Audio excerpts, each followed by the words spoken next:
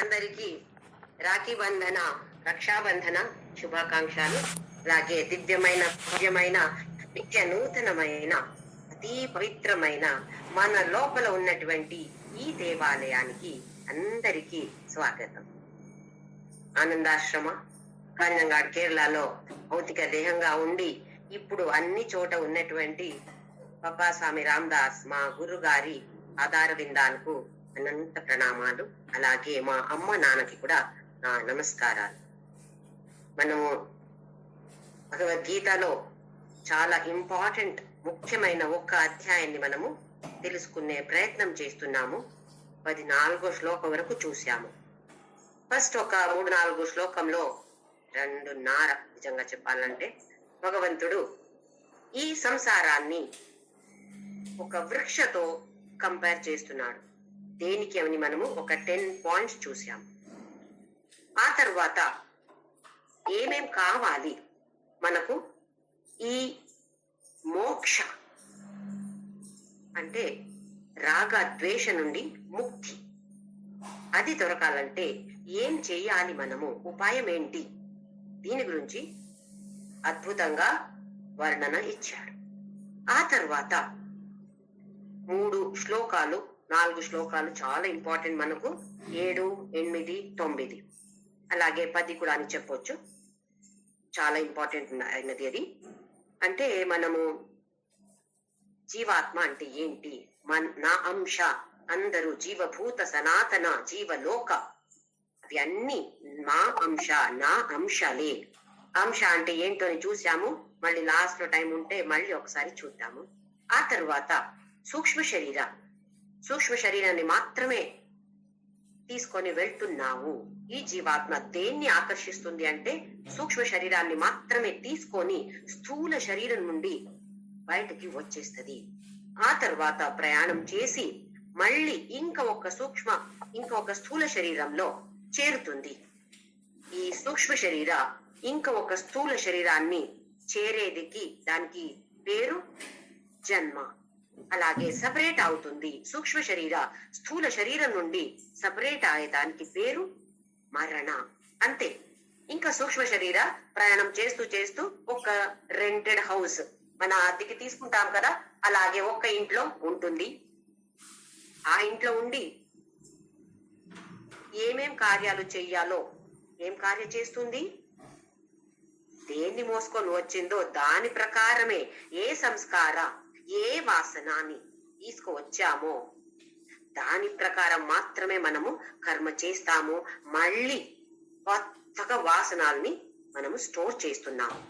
దాన్ని మాత్రమే మోసుకొని ఇంకా నెక్స్ట్ జన్మ మనకు వస్తుంది. ఈ స్థూల శరీర మనతో రాదు. ఇక్కడికి ఈ జన్మంకి నాశం అయిపోతుంది.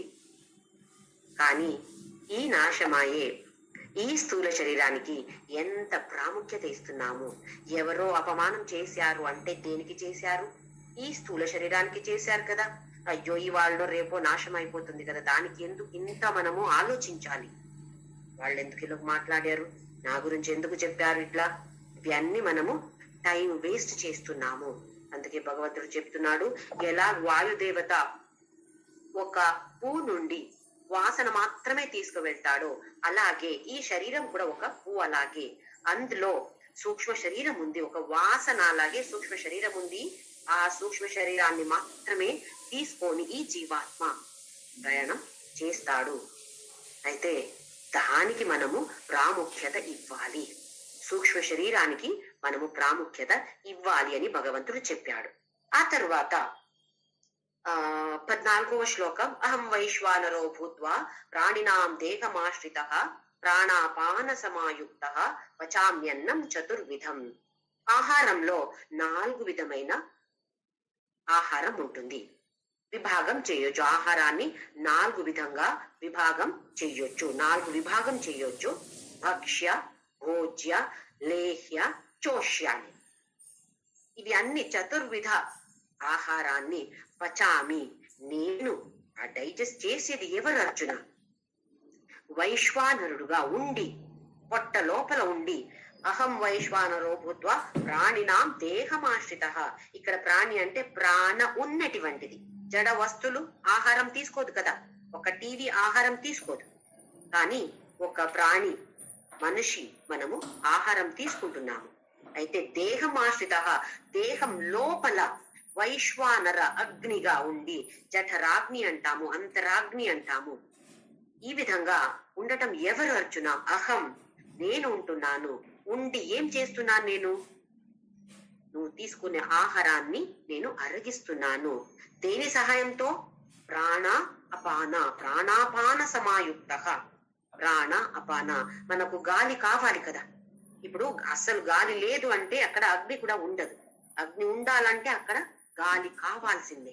అక్కడ అయితే ఆ గాలి లోపల ఉన్నటువంటి జఠరాగ్నికి కూడా గాలి కావాలి. ఎక్కడి నుండి వస్తుంది? ప్రాణ అపాన. దాని సహాయంతో నేను నువ్వు తీసుకునే ఫుడ్, ఆహారాన్ని పచామి, అరగిస్తున్నాను. అయితే బయట కూడా నేనే, లోపల కూడా నేనే. అన్ని పని చేసేది ఎవరు అర్జున? నేనే చేపిస్తున్నాను.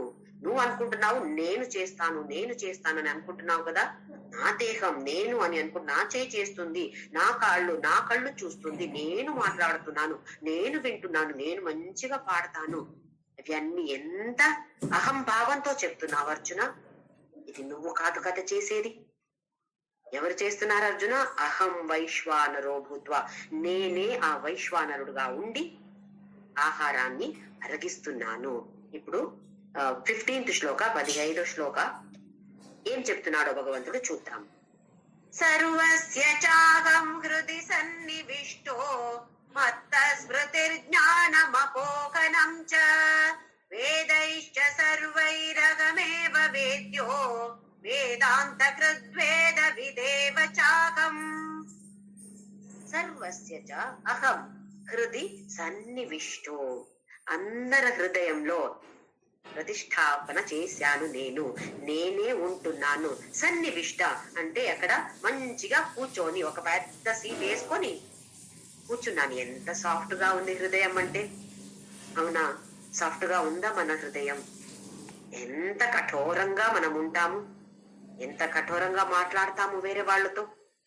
అయితే సాఫ్ట్ గా ఉందా? మృదుగా ఉందా మన హృదయం? మృదుగా ఉండాలి. అది సాఫ్ట్ గా లేదు, హార్డ్ గా ఉంది అంటూ ఒక పెద్ద రాక్ మీద భగవంతుడు కూర్చోవాలంటే ఎంత కష్టం ఆ భగవంతుడికి. మనకైతే అంతే కదా, ఒక హార్డ్ సర్ఫేస్ లో కూర్చోవాలంటే ఎంత కష్టం. కొంతసేపుకి ఇలాగిలా చేస్తాము. లేదా ఒక మంచి సోఫా ఉంది, మంచి సీట్ ఉంది అంటే హాయిగా కూర్చుంటాము. అలాగే కదా భగవంతుడికి కూడా మన హృదయం, మన హార్ట్ సాఫ్ట్ గా లేదు అంటే ఎలా కూర్చుంటాడు?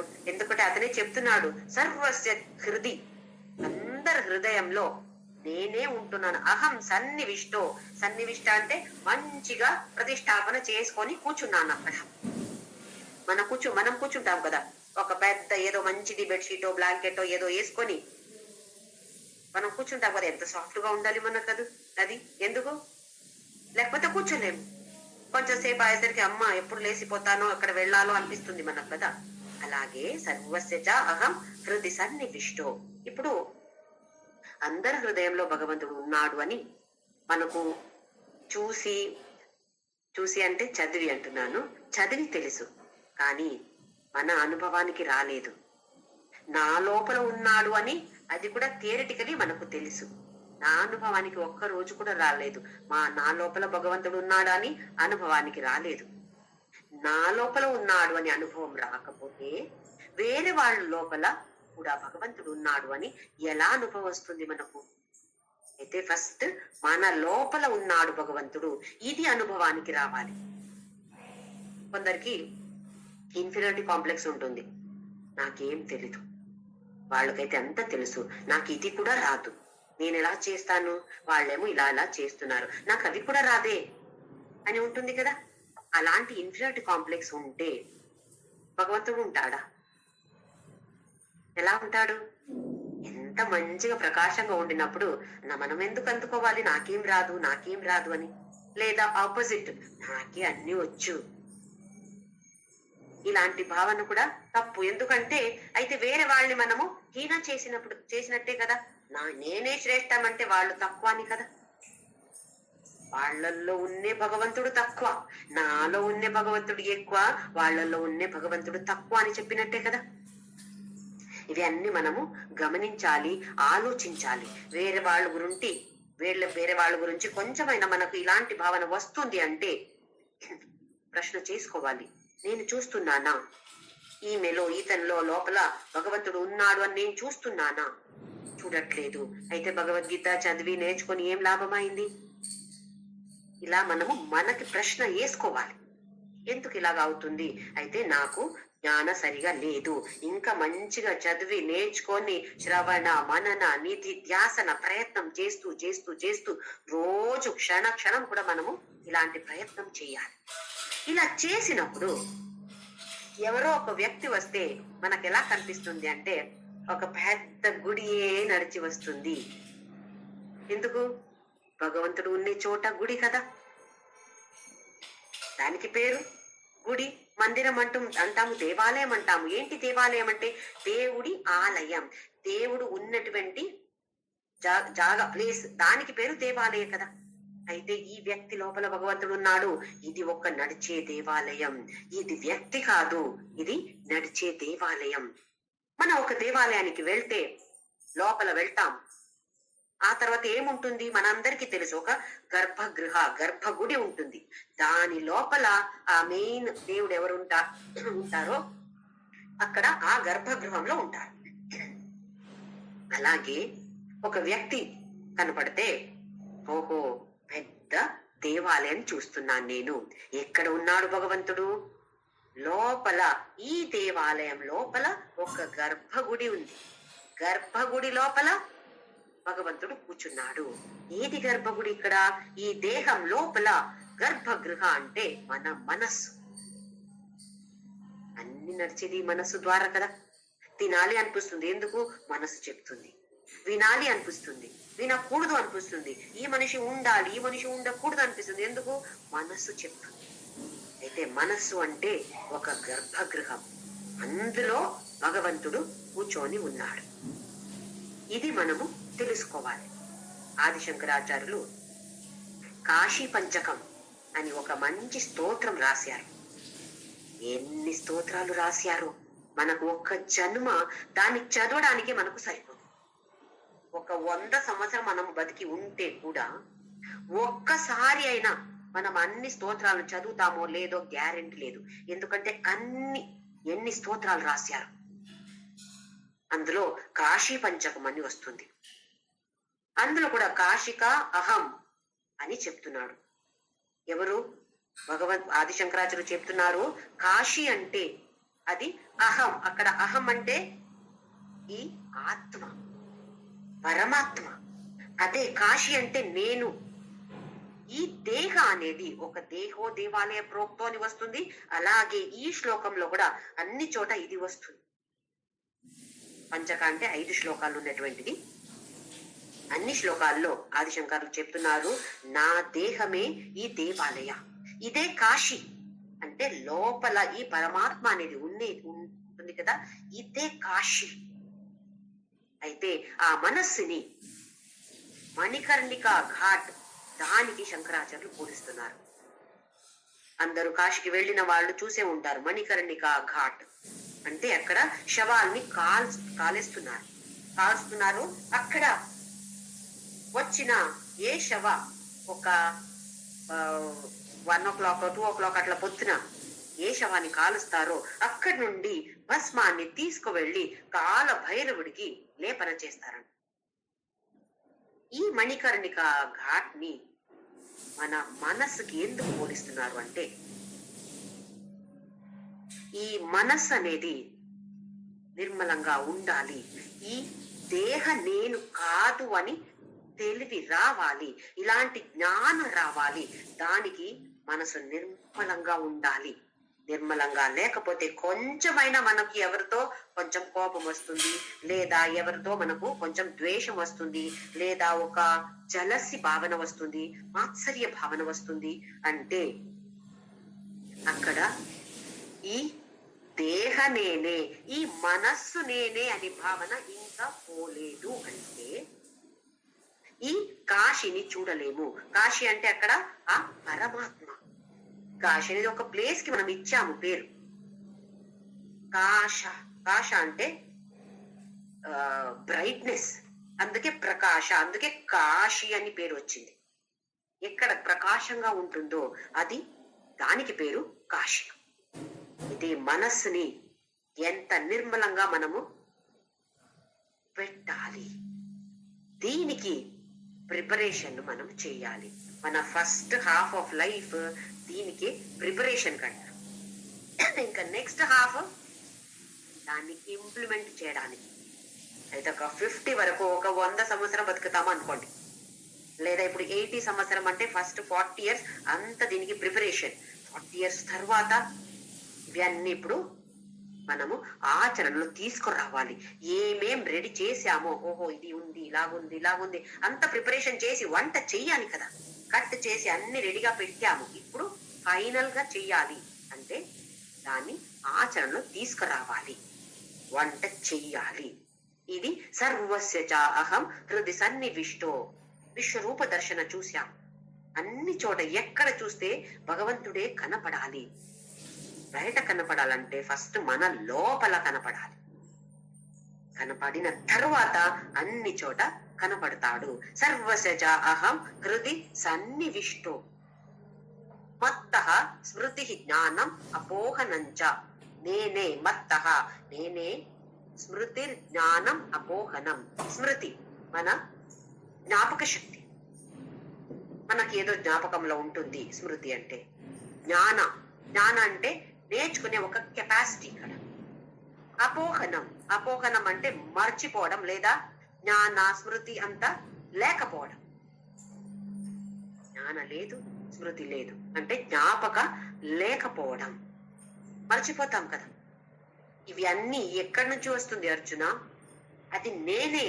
నువ్వు స్మృతి, అయ్యో నాకు అది జ్ఞాపకం రావట్లేదే అనుకుంటున్నావు కదా, అది ఎవరు చేసేది?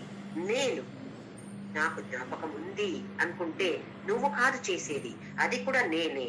నాకిది తెలుసు, నాకిది తెలీదు. నీకు తెలిసి ఉంటే చేసేది నేనే, నీకు తెలీదు అంటే అది కూడా చేసేది నేనే. అపోహనం అంటే మర్చిపోవడం. మనం అనుకుంటాం కదా, మర్చిపోవడం అంటే ఒక పెద్ద శాపం అని అనుకుంటాం. కానీ అది కూడా ఒక వరమే మనకు.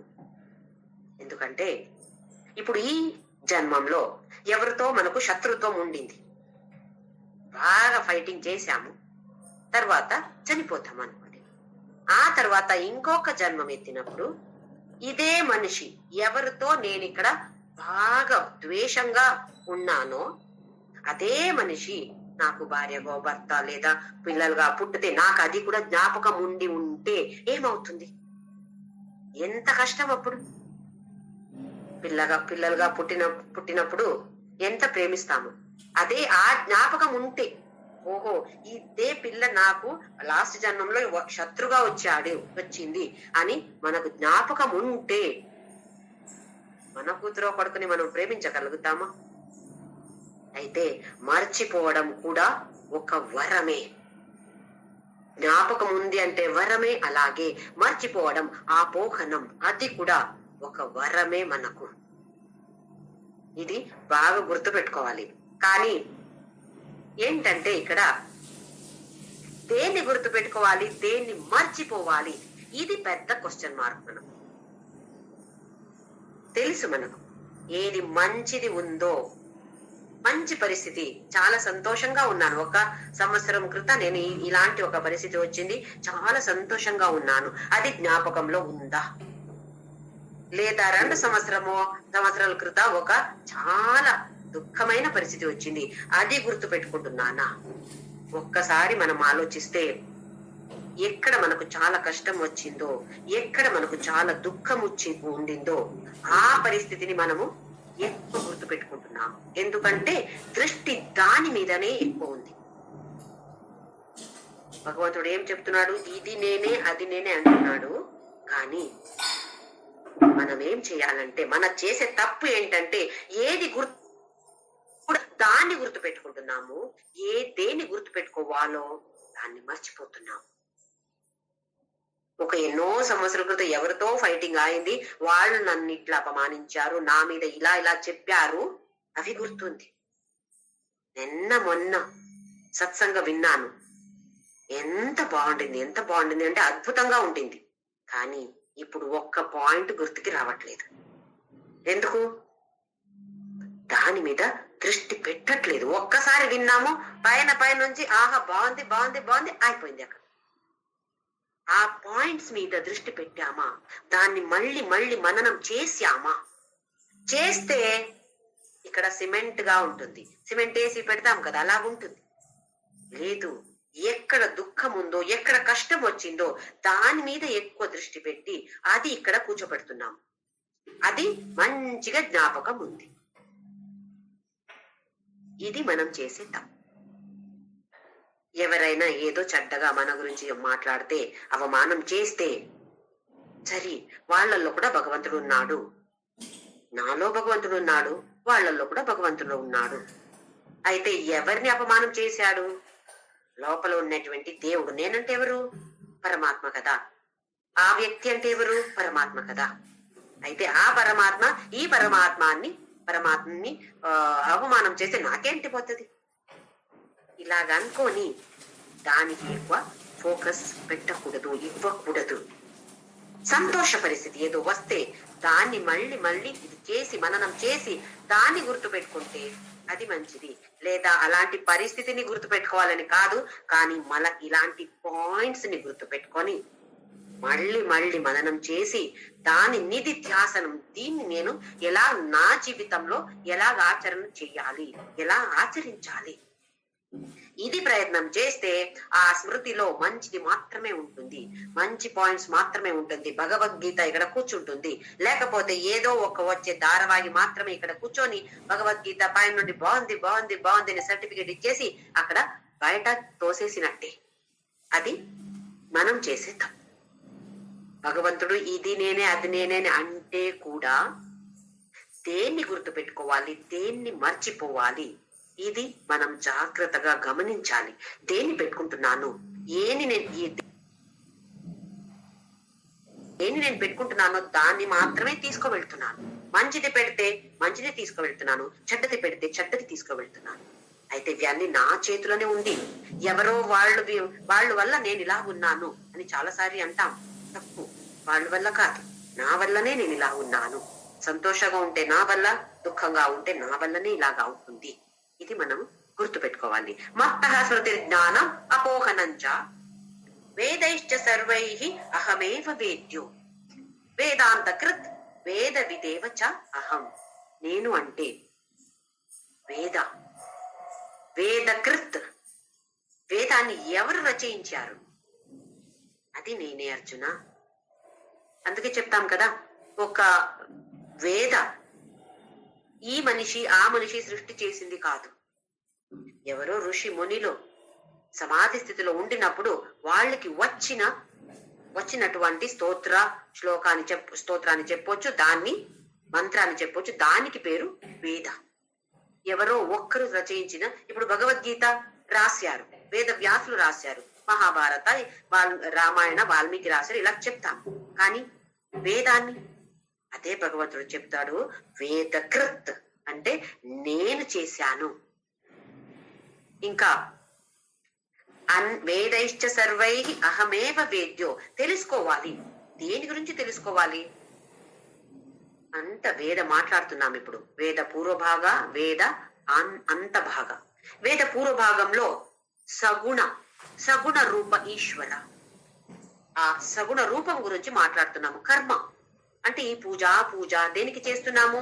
ఏదో ఫలం, ఈ ఫలమే రావాలి, ఆ ఫలమే రావాలి అనుకొని సగుణ రూప ఈశ్వరుడిని మనము పూజిస్తున్నాము.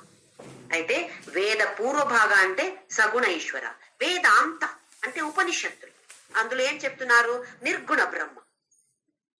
వేద పూర్వభాగ సగుణ బ్రహ్మ, వేద అంతభాగ నిర్గుణ బ్రహ్మ.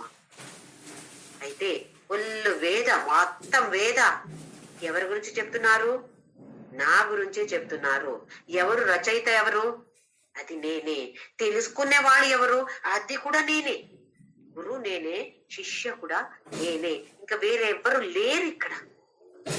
వేదైశ్చ సర్వైః అహమేవ వేద్యో వేదాంతకృత్. వేద అంతకృత్, అన్ని చేసింది ఎవరు, రచన చేసింది ఎవరు, అది నేనే. వేద విదేవ చాహం. వేదవిత్. వేదవిత్ అంటే వేదాన్ని తెలుసుకునేవాళ్ళు, జ్ఞాని అంటాం కదా వాళ్ళు. అదెవరు, అది కూడా నేనే. చ అహం, అది కూడా నేనే. మనము ఎన్నో విషయాల గురించి జ్ఞానం పెంచుకుంటున్నాం. ఆ బుక్ చదివి, ఈ బుక్ చదివి, ఇంకా కావాలి ఇంకా కావాలి అని నేర్చుకుంటున్నాం. భగవంతుడు ఏమంటున్నాడంటే అవన్నీ చదవకూడదని చెప్పట్లేదు. లోక జ్ఞాన, లోక వ్యవహారానికి లోక జ్ఞానం అవసరమే. కానీ అవి అన్ని జ్ఞానం వస్తే మోక్ష వస్తుందా, శాంతి అది వస్తుందా? అయితే వచ్చేది పరబ్రహ్మ జ్ఞానం మాత్రమే. అందుకే చెప్తున్నాడు వేదైశ్చ సర్వైః అహమేవ వేద్యో. నేను మాత్రమే, నా గురించి మాత్రమే తెలుసుకోవాలి. తెలుసుకుంటే ఇంకా వేరే అన్ని విషయాలు ఆటోమేటిక్ గా వచ్చేస్తుంది. అది చదివే అవసరమే లేదు. అందుకే ముండకోపనిషత్తులో ఇలాంటి అన్ని లోక వ్యవహారానికి కావాల్సిన జ్ఞానానికి పేరు అపర విద్య. ఈ పరబ్రహ్మ విద్య, దానికి పేరు పర విద్య. అపర విద్య అంటే లోక వ్యవహారానికి కావాల్సిన జ్ఞానం పర విద్య. ముండకోపనిషత్తు చెప్తుంది. పర విద్య అంటే ఈ పరబ్రహ్మ గురించి మనము తెలుసుకునే విచారం, దానికి పేరు పర విద్య. నెక్స్ట్ శ్లోక నంబర్ 16. ద్వావిమో పురుషో లోకే క్షరశ్చాక్షర ఏవ చ క్షర సర్వాణి భూతాని కూటస్థోక్షర ఉచ్యతే.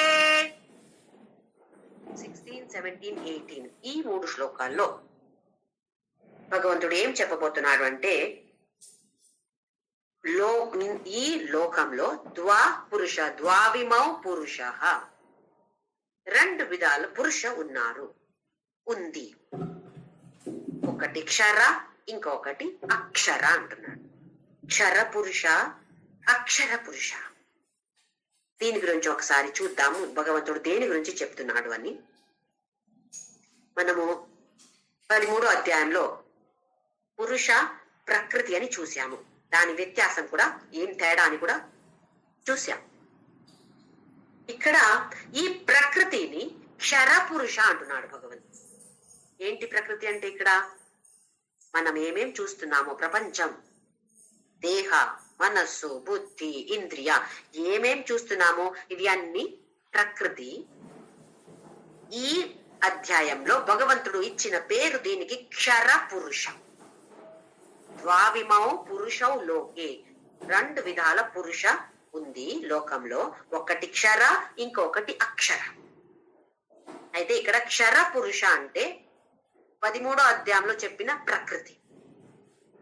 ఈ 15వ అధ్యాయంలో ప్రకృతికి పేరు క్షర పురుష. క్షర అంటే నాశమయ్యేది, దేహం నాశమైపోతుంది, మనస్సు, బుద్ధి, ఇంద్రియాలు అన్ని నాశమైపోతుంది కదా, ప్రపంచం నాశమైపోతుంది.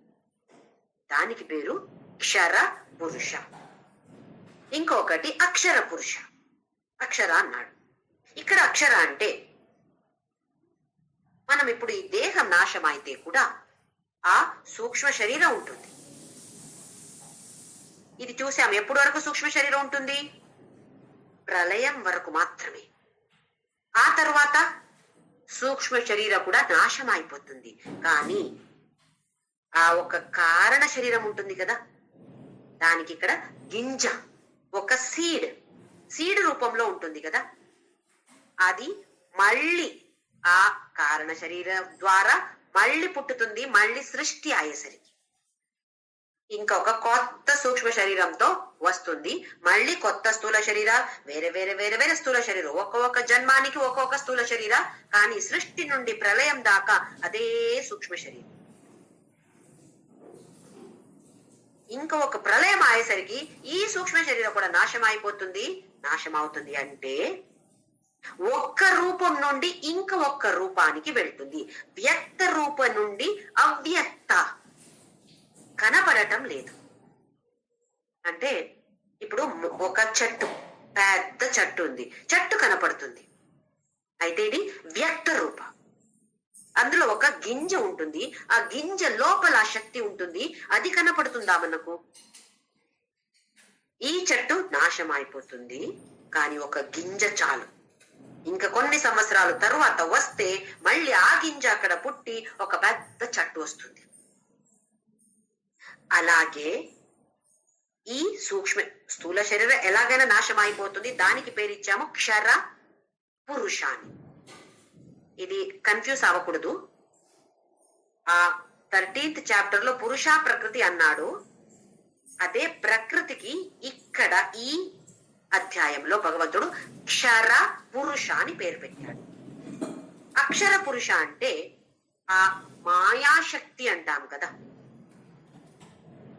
ఈ దేహ నాశనం అయిపోతుంది, అది క్షర పురుష అయింది. ఆ తరువాత సూక్ష్మ శరీరం ఉంటుంది, సూక్ష్మ శరీరం కూడా ప్రయాణం చేసి ఇంకా ఒక స్థూల శరీరానికి వెళ్తుంది, మళ్ళీ అక్కడ ఉండి మళ్ళీ ఆ స్థూల శరీర నాశనం అయిపోతుంది, తర్వాత సూక్ష్మ శరీర ప్రయాణం చేస్తుంది. ఇలాగే చేస్తూ చేస్తూ ఒక్క దేహం నుండి ఇంకొక దేహ, ఆ దేహం నుండి ఇంకొక దేహ, ఇలాగే వెళ్తూ ఉంటుంది. ఎప్పుడు వరకు? నెక్స్ట్ ప్రళయం వచ్చేదాకా. ఆ ప్రళయం వస్తే ఈ సూక్ష్మ శరీరం కూడా అక్కడ నాశనం అవుతుంది. అంటే వ్యక్త రూపం నుండి అవ్యక్తానికి వెళ్తుంది, అవ్యక్త రూపానికి వెళ్తుంది.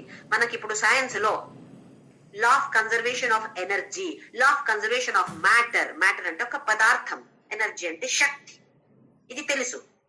ఒక్క శక్తిని సృష్టి చెయ్యలేం, కానీ అది ఒక్క రూపం నుండి ఇంకొక రూపానికి చేంజ్ చేయొచ్చు. ఇప్పుడు సోలార్ ఎనర్జీ అంటాం, సూర్యకిరణాలలో ఆ శక్తి ఉంది, దాన్ని ఒక ఉపకరణం ఉపయోగించి మనము ఆ ఎనర్జీని తీసుకుంటున్నాము, కొత్తగా సృష్టి చెయ్యట్లేదు. ఆ శక్తిని కొత్తగా సృష్టి చేయట్లేదు, శక్తి ఆ సూర్యకిరణాలలో ఉన్నాయి, దాన్ని తీసుకొని ఒక ఉపకరణ ఉపయోగించి మనము లైటో ఫ్యానో ఇవన్నీ ఎలక్ట్రిసిటీ, విద్యుత్ శక్తి సృష్టి చేస్తున్నాము. అయితే ఆ శక్తి ఉండింది, దాన్ని ఒక్క రూపం నుండి ఇంకొక రూపానికి మాత్రమే చేంజ్ చేశాం. ఇప్పుడు మనకు థర్మల్ పవర్ స్టేషన్, కోల్ నుండి ఆ ఉన్నటువంటి అందులో ఉన్నటువంటి శక్తిని ఇంకొక యంత్రమో ఎంజినో ఏదో ఉపయోగించి దాన్ని ఉపయోగించి మనము విద్యుత్ శక్తి తయారు చేస్తున్నాము. అలాగే హైడ్రో ప్రాజెక్ట్స్, నీళ్లలో శక్తి ఉంది, శక్తి కొత్తగా సృష్టి చెయ్యట్లేదు, ఉన్నటువంటి శక్తిని ఉపయోగించి ఒక విధంగా ఉపయోగించి విద్యుత్ శక్తిగా మనము మార్పు చేస్తున్నాం, మార్పు తీసుకువస్తున్నాం. అయితే ఆ శక్తి ఉండింది. అలాగే ఇక్కడ ఈ సూక్ష్మ శరీరం కూడా మార్పు పొందుతుంది. ఏమవుతుంది? ఇప్పుడు వ్యక్త రూపం నుండి అవ్యక్త రూపానికి వెళ్ళి ఒక గింజలాగా ఉంటుంది. ఇది నెక్స్ట్ మళ్ళీ ఇంకొక సృష్టి అయ్యేసరికి అదే గింజతో మళ్ళీ పుట్టుతుంది. మళ్ళీ స్థూల సూక్ష్మ నడిచి మళ్ళీ ప్రళయం దాకా ఉండి ఆ తర్వాత మళ్ళీ అవ్యక్త రూపానికి వెళ్తుంది. దీనికి పేరు అక్షర పురుష. ఇక్కడ అక్షర అంటే నాశం లేనటువంటిది అని, నాశం అంటే ఇక్కడ ఒక్క రూపం నుండి ఇంకొక రూపానికి వెళ్తుంది. దీన్నే మనము మాయా అంటున్నాం. అర్థమవుతుంది అనుకుంటా. అయితే ద్వావిమౌ పురుషౌలోకే క్షరశ్చాక్షర క్షరః అక్షర ఏవచ, 2 విధాల పురుష ఉంటుంది లోకంలో. ఒకటి క్షర అంటే మన దేహ, మనస్సు, బుద్ధి ఇవన్నీ. ఇంకొకటి అక్షర, నాశం లేనటువంటిది, అంటే ఒక్క రూపం నుండి ఇంకొక రూపంలో వ్యక్త రూపం నుండి అవ్యక్త రూపానికి వెళ్ళి ఆ తరువాత మళ్ళీ ఇంకొకసారి సృష్టి అయ్యేసరికి అది మళ్ళీ వస్తుంది. అందుకే అక్షర, దానికి నాశం లేదు, ఒక్కసారి నాశం అవుతుంది. ఎప్పుడు? ఇది కూడా చూసాము, కారణ శరీరం అనేది ఎప్పుడు నాశనం అయిపోతుంది? మోక్షం వచ్చినప్పుడు మాత్రమే, అప్పుడు వరకు కారణ శరీరం ఉంటుంది. అయితే దీనికి పేరు అక్షర. ఒకటి క్షర పురుష, ఇంకొకటి అక్షర పురుష. క్షరః సర్వాణి భూతాని, అన్ని అవి ఏంటి? అక్షర పురుష. కూటస్థ అక్షర ఉచ్యతే. కూటస్థ, ఇక్కడ కూటస్థ అంటే ఫర్మ్ గా ఉండటం, ఎప్పుడు కూడా ఉన్నటువంటిది, దానికి పేరు అక్షర. ఇప్పుడే చూసాం కదా, సూక్ష్మ శరీర, స్థూల శరీరం అప్పుడప్పుడు నాశనం అయిపోతూ ఉంటుంది, వేరే వేరే స్థూల శరీరం వస్తూ ఉంటుంది. కానీ సూక్ష్మ శరీర ఒక్క సృష్టి నుండి ప్రళయం దాకా ఉంటుంది. ఆ తరువాత మళ్ళీ అవ్యక్త రూపానికి వెళుతుంది. ఇది ఒక బేస్ గా ఉంటుంది. అందుకే చెప్తున్నాము, ఈ బేస్ ని మనము చేంజ్ చెయ్యగలుగుతాము. సూక్ష్మ శరీరాన్ని మనము చేంజ్ చెయ్యగలుగుతాము. దానికి ఒక ఫ్రీ విల్ ఉంది. ఎలా చేంజ్ చేస్తాము? ఈ మంచి గుణాలు ఇవి అన్ని చెప్పాడు కదా భగవంతుడు, ఉపాయం చెప్పాడు. దాన్ని మనం ఆచరిస్తే చాలు. ఆ తర్వాత మనకు మోక్షమే అంటున్నాడు భగవంతుడు. క్షర సర్వాణి భూతాని కూటస్థ అక్షర ఉచ్యతే. ఒకటి క్షర పురుష, ఇంకొకటి అక్షర పురుష. ఇవి రెండు పురుష. దీని గురించి భగవంతుడు ఈ శ్లోకంలో చెప్పాడు. నెక్స్ట్ శ్లోక నంబర్ 17. ఉత్తమ పురుషస్త్వన్యః పరమాత్మేత్యుదాహృతః యో లోకత్రయమావిశ్య బిభర్త్య వ్యయ ఈశ్వరః. ఉత్తమ పురుష అన్యః, ఇంకా ఒక పురుష ఉన్నాడు. ఇప్పుడు క్షర పురుష, అక్షర పురుష ఇవి రెండు అయినాయి కదా అర్జున. ఇంకా ఒక్క అన్యః ఉత్తమ పురుష. ఈ పురుషకి పేరు ఉత్తమ పురుష. ఒకటి క్షర పురుష, ఒకటి అక్షర పురుష, ఇంకొక మూడవ పురుష ఇప్పుడు ఉత్తమ పురుష. అన్యః వేరేగా ఉంది. ఇది పరమాత్మ. దానికి పేరేంటి? పరమాత్మ ఇది ఉదాహృతః. దీనికి అందరు పేరు పెట్టారు పరమాత్మ అని. యో లోకత్రయమావిశ్య వివర్త్య వ్యయ ఈశ్వరః. మూడు లోక, త్రయ లోక. ఇక్కడ త్రయలోక అంటే క్షర పురుష, అక్షర పురుష, ఉత్తమ పురుష. ఇవి మూడు వేరే వేరే పురుష ఉన్నాయి కదా. అందులో ఈ చేతన అనేది లోపల ఆవిశ్య వచ్చి బిభర్త్య వ్యయ ఈశ్వర. బిభర్తి అవ్యయ ఈశ్వర. ఈ పరమాత్మ అంటే ఎవరు? ఈ మూడు క్షర పురుష, అక్షర పురుష, ఉత్తమ పురుష అన్ని మెయింటైన్ చేసేది. బిభర్తి, బిభర్తి అంటే అన్ని రక్షణ చేయడం, మెయింటైన్ చేయడం, సస్టైన్ చేయడం. దానికి పేరు అవ్యయ ఈశ్వర అని పేరు. అయితే మూడు పురుష గురించి ఇందులో ఈ అధ్యాయంలో భగవంతుడు చెప్తున్నాడు.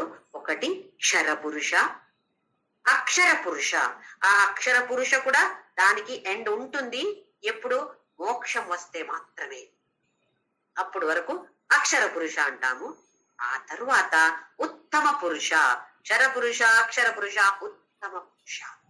అన్యః వేరే పురుష. ఇది అంటే ఎందుకు వేరే అంటాము? ఈ పురుష మాత్రమే చేతన. క్షర పురుష, అక్షర పురుష అచేతన. ఉత్తమ పురుష చేతన. క్షర పురుష, అక్షర పురుష. దీనికి ఈ రెండు పురుషానికి విభాగం చేయొచ్చు. బాడీ ఇది ఒక భాగ, ఇది ఒక భాగ అన్ని చేయొచ్చు. ఉత్తమ పురుష విభాగం లేదు, డివైడ్ చేయలేము. క్షర పురుష, అక్షర పురుష గుణాత్మక. అన్ని గుణాలు ఉంటాయి. అన్ని గుణాలు అంటే సత్వ, రజ, తమ గుణాలు ఉంటాయి. ఉత్తమ పురుష నిర్గుణ, గుణ లేనటువంటిది. ఇది ప్రకృతి పురుష వ్యత్యాసం చూసాం కదా, తేడా చూసాం కదా. సేమ్ ఇక్కడ ఆ ప్రకృతి అని చెప్పాడు. ఇక్కడ దాన్ని క్షర పురుష అంటున్నాడు. కొంచెం ముందుకు వెళ్ళి అక్షర పురుష అంటున్నాడు. అక్కడ పురుష అన్నాడు, దానికి ఇక్కడ ఉత్తమ పురుష అంటున్నాడు భగవంతుడు. అంతే తేడా. నెక్స్ట్ శ్లోక నంబర్ 18. యస్మాక్షరమతీతోహం అక్షరాదపి చోత్తమః అతోస్మి లోకే వేదే చ ప్రథిత పురుషోత్తమః. యస్మాక్షరం అతీతోహం అక్షరాదపి చోత్తమ. ఈ ఉత్తమ పురుష అనేది క్షర పురుష, అక్షర పురుష ఇవి రెండు కూడా మీ దాటి అంటే అతీతం. చాలాసారి మనం చూసాము. అతీత అంటే ఏంటి అంటే ఏదో జంప్ చేసి వెళ్ళడం కాదు. అది నేను ఈ దేహ కాదు, నేను ఈ మనసు కాదు, నేను ఈ సూక్ష్మ శరీరం కూడా నేను కాదు అని ఆ భావన వచ్చేది యస్మాక్షరమతీతోహం అక్షాదపి చ ఉత్తమ. ఉత్తమ పురుష అంటే ఈ క్షర అక్షర పురుష వీడి రెండు కూడా దాటి రావాలి. మనం ఎలా ఉన్నాము, కొంచెం ఏదో జ్వరమో తలనొప్పి ఏదో వచ్చి అబ్బో నాకు తలనొప్పి నాకు తలనొప్పి నాకు తలనొప్పి అంటాం కదా. ఎవరికి తలనొప్పి? ఈ దేహానికి, స్థూల శరీరానికి తల ఉంది, దానికి నొప్పి కదా. అయితే నేను అంటే ఈ దేహం అని అనుకుంటున్నాను. నాకు తలనొప్పి అంటే నేనే దేహం. ఇంకా మనస్సు, ఒక్కొక్కసారి మనస్సుతో అనట్లేదా, చాలా సంతోషంగా నేను సంతోషంగా ఉన్నాను అంటే అక్కడ నేను అంటే అక్కడ మనస్సుతో కనెక్ట్ చేశాము. నేను అంటే మనస్సు. ఇవి రెండు కూడా కాదు కదా. దేహము కాదు, మనస్సు కాదు. నేను అంటే ఆ ఉత్తమ పురుష, నేను అంటే ఆ పరమాత్మ. యస్మాక్షరం, ఆ క్షర కూడా కాదు, అక్షర పురుష, ఇవి రెండు కూడా నేను కాదు. ఇవి రెండు కూడా అతీతమైన ఉత్తమ పురుష చ ఉత్తమ. అంటే ఈ సంసార అనే వృక్ష నేను కాదు. ఆ గింజ ఉంది కదా, సంసార వృక్షానికి గింజ ఉంది కదా, అది కూడా నేను కాదు, అది కూడా నేను కాదు. ఇవన్నీ దాటి ఉన్నటువంటి ఉత్తమ పురుష నేను. అతోస్మి లోకే వేదే చ ప్రథిత పురుషోత్తమ. ఎవరికి దీని గురించి తెలుసో వాళ్ళు నన్ను ఏం పిలుస్తున్నారు అంటే పురుషోత్తమ అని పిలుస్తున్నారు. ఈ పురుషోత్తమ అని పిలుస్తున్నారు కాబట్టి ఈ అధ్యాయానికి పేరు పురుషోత్తమ యోగ. అంటే పురుషోత్తమ అంటే ఏంటి అని భగవంతుడు ఇందులో ఈ అధ్యాయంలో చెప్పాడు కాబట్టి దీనికి పేరు పురుషోత్తమ యోగ. నెక్స్ట్ శ్లోక. యో మామేవమసమ్మూఢో జానాతి పురుషోత్తమం స సర్వవిద్ భజతి మాం సర్వభావేన భారత. ఓ మాం ఏవం అసమ్మూఢో జానాతి పురుషోత్తమం. మూఢ, మూఢ అంటే మూర్ఖుడు. సమ్మూఢ, సమ్మూఢ అంటే ఇంకా శ్రేష్టమైన మూర్ఖుడు, ఏమి తెలీదు అలాంటి వాడు. అసమ్మూఢో అంటే దానికి ఆపోజిట్, అంటే అన్ని తెలిసిన వాడు. యో మామేవం అసమ్మూఢో జానాతి పురుషోత్తమం. నేను అంటే ఎవరు? అర్జున, నేను అంటే నువ్వేమనుకుంటున్నావు? ఇలాంటి డ్రెస్ వేసుకున్నాడు నా ఫ్రెండ్ కృష్ణ, నా కజిన్ కృష్ణ, నా బావ కృష్ణ, ఇవన్నీ అనుకుంటున్నావు కదా. అది కాదు అర్జున నేను. నీకు తెలీదు. ఎందుకు? నీకు ఆ జ్ఞానం లేదు. కానీ జ్ఞానులు ఎలా నన్ను పూజిస్తున్నారు? కృష్ణాని పిలవచ్చు, కృష్ణాని పూజ చేయొచ్చు, కానీ ఆ జ్ఞానులకు తెలుసు ఎవరిని నేను పూజ చేస్తున్నాను. ఆ పరమాత్మ, పురుషోత్తమ అనే పరమాత్మని మాత్రమే నేను పూజ చేస్తున్నాను. మనం కూడా చాలాసారి వేరే వేరే శ్లోకంలో భగవంతుడు చెప్పాడు, వాళ్ళని పూజ చేయడం వీళ్ళని పూజ చేయడం తప్పు కాదు. ఎవరిని పూజ చేస్తే కూడా ఆ ఒక్క భావన ఉండాలి. మనకేమి ఇప్పుడు నేను నాకు సాయిబాబా అంటే మాత్రమే ఇష్టం, ఇంకా వేరే అంత ఇష్టం ఏం లేదు నాకు. నేను భజన అంత పాడతాను కానీ నాకు అంత ఇష్టం ఏం లేదు. ఇంకా కృష్ణ అంటే చాలా ఇష్టం, వేరే శివ అంటే కొంచెం లేదు లేదు, నేను అంత పెద్దగా శివ భజన ఏం పాడను, నాకు అది నచ్చదు. అలా చెయ్యకూడదు అని కాదు, ఇష్టం అవసరం లేదు. శివ అంటే ఇష్టం ఉండాలని కాదు, కృష్ణ అంటే ఇష్టం ఉండాలని కాదు. కానీ ఇది ఒక్కటి ఎప్పుడు కూడా మనం మర్చిపోకూడదు.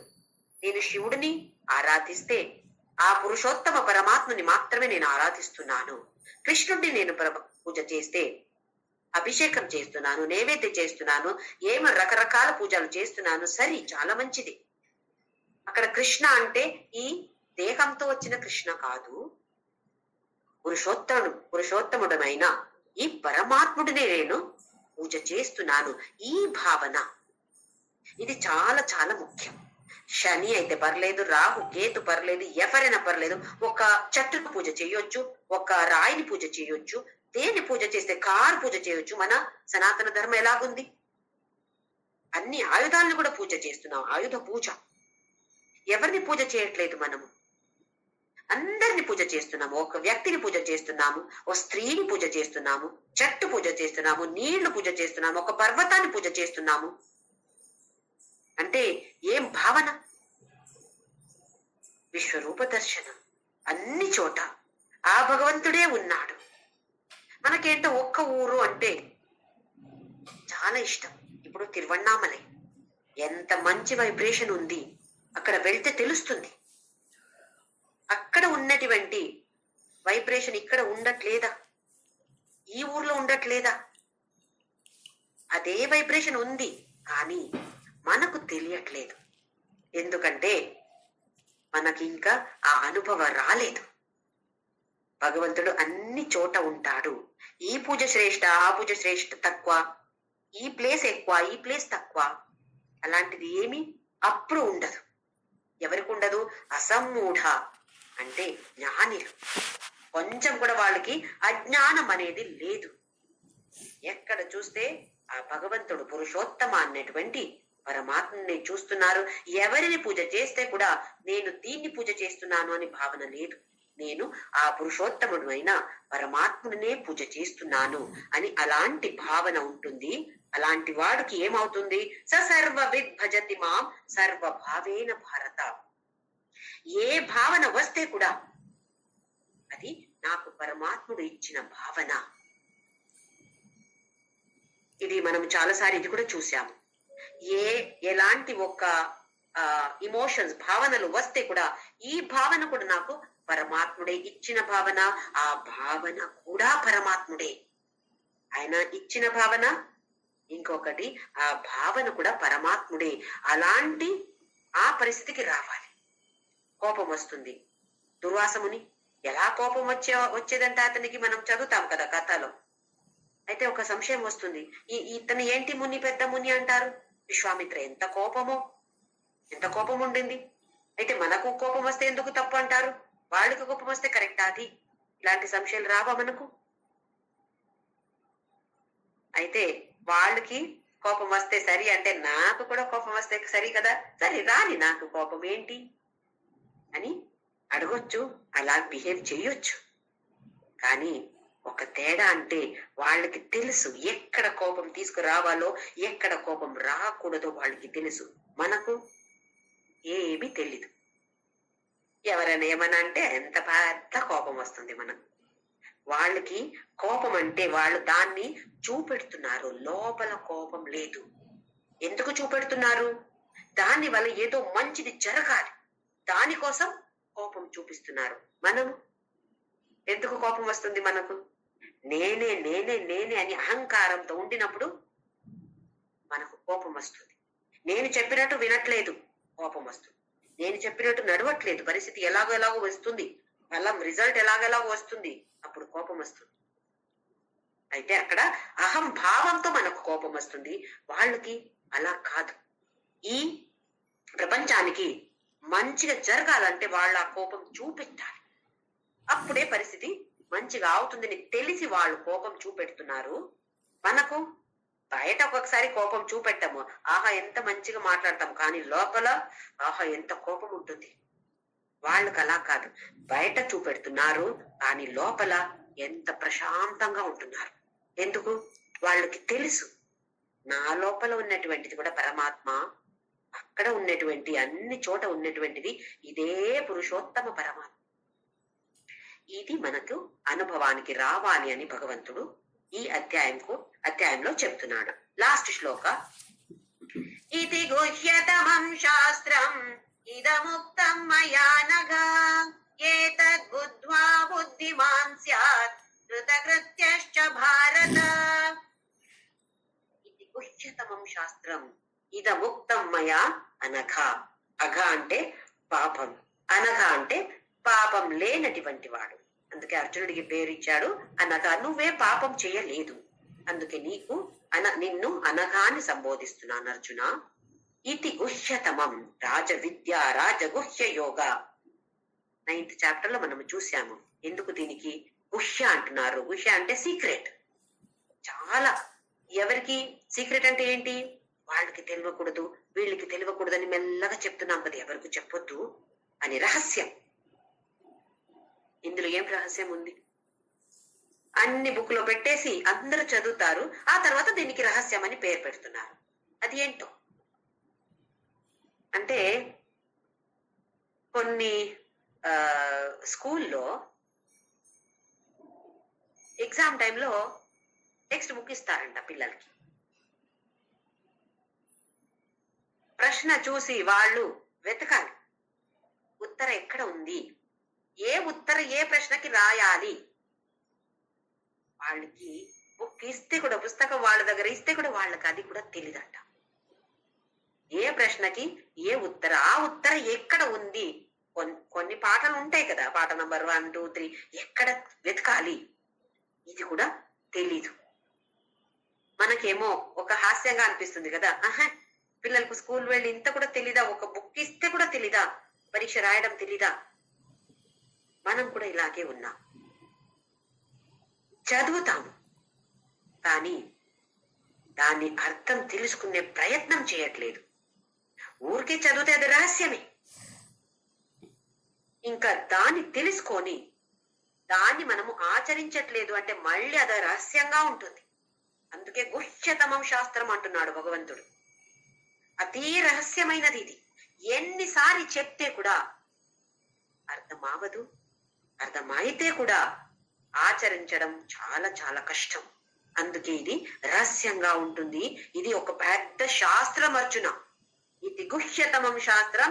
ఇదం ఉక్తం మయా, నా ద్వారా, లేదా నేను చెప్పాను నీకు, నేను చెప్పాను. ఎందుకు నీకు చెప్పాను అర్జున? నువ్వు అడిగావు కదా అర్జున. కార్పణ్య దోషోపహత స్వభావక, 2వ అధ్యాయం శ్లోక నంబర్ 7. శిష్యస్తేగం షాది మాం త్వాం ప్రపన్నం. నేను శరణు వస్తున్నాను నీకు, నన్ను శిష్యుడుగా స్వీకారం చెయ్యి. ఇంతవరకు చెప్పలేదు నువ్వు గురు, నాకు నేను శిష్యుడుగా వస్తున్నాను కృష్ణ అని ఇంతవరకు చెప్పలేదు, కానీ ఇప్పుడు చెప్పావు కదా. అందుకే నేను ఇంత రహస్యమైన శాస్త్రాన్ని నీకు చెప్పాను. ఇంకా ఒకటి, నువ్వు అంటే నాకు చాలా ఇష్టం. ఎందుకు? నువ్వు అనగా నువ్వు పాపం చేయలేదు, నీ ధర్మాన్ని నువ్వు చేస్తున్నావు అంతే, కానీ పాప చేయలేదు. అందుకే నేను నీకు ఇది అన్ని రహస్యమైన శాస్త్రాన్ని నీకు చెప్తున్నాను. ఏతద్బుద్ధ్వా బుద్ధిమాన్ స్యాత్ కృతకృత్యశ్చ భారత. ఈ బుద్ధిని, ఈ విషయాన్ని తెలుసుకొని బుద్ధిమాన్. ఎలాగున్నాము మనమందరూ? బుద్ధి లేదా? బుద్ధి ఉంది, మనకందరికి బుద్ధి ఉంది. ఎక్కడ ఉపయోగిస్తున్నామో అది కొంచెం తేడా.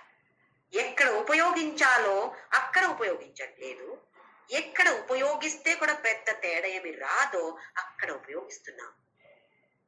లోక వ్యవహారానికి మాత్రమే మన బుద్ధిని ఎక్కడ ఎలా చేస్తే ఎక్కువ డబ్బు వస్తుంది, ఎలా చేస్తే వాళ్ళ ప్రాపర్టీ నాకు వస్తుంది, బుద్ధి అంత దీనికే పోయింది.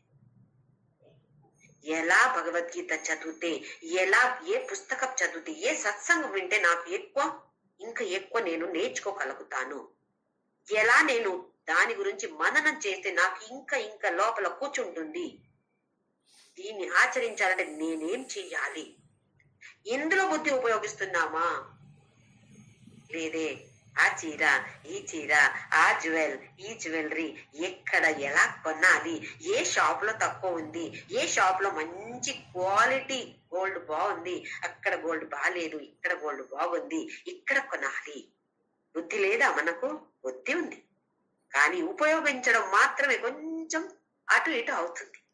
అయితే దాన్ని బుద్ధ్వా, దీన్ని తెలుసుకొని, ఈ రహస్యమైన శాస్త్రాన్ని నీకు చెప్పాను అర్జున, దీన్ని తెలుసుకొని బుద్ధిమాన్, బుద్ధివంతుడుగా ఉండు, కృతకృత్యశ్చ భారత.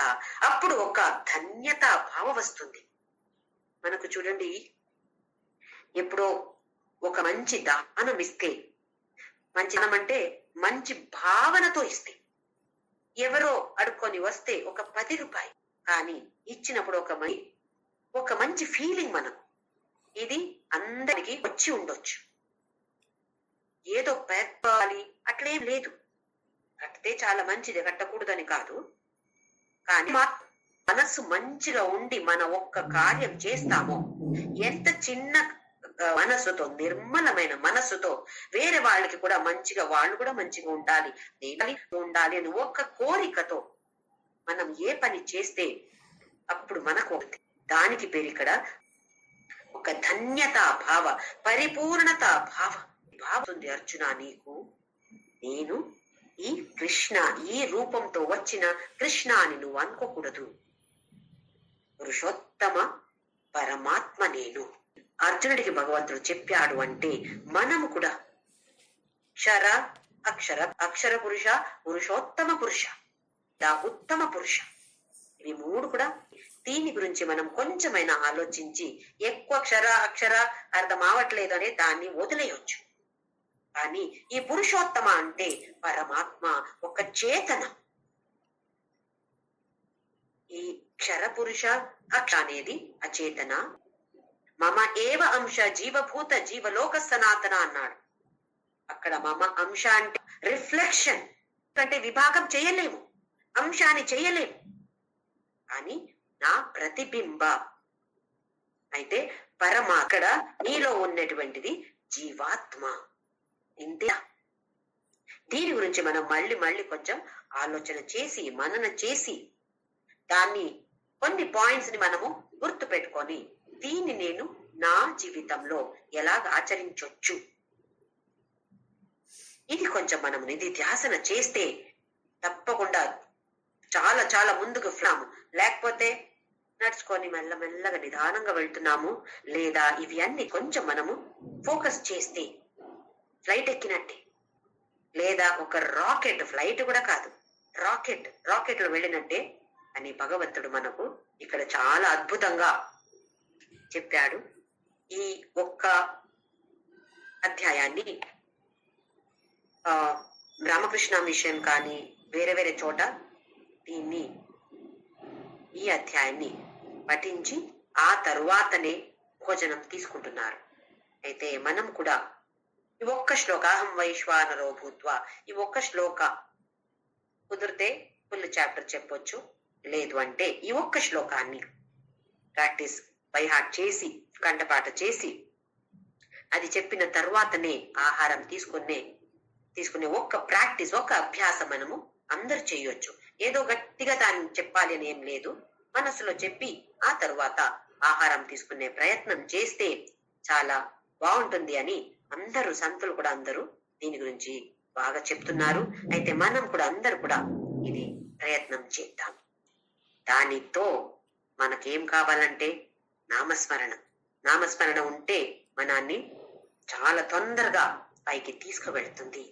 అయితే అందరూ కలిసి నామస్మరణ కంటిన్యూస్ గా చేస్తూ అందరూ ముందుకు వెళ్దాం. ఓం శ్రీరామ్ జై.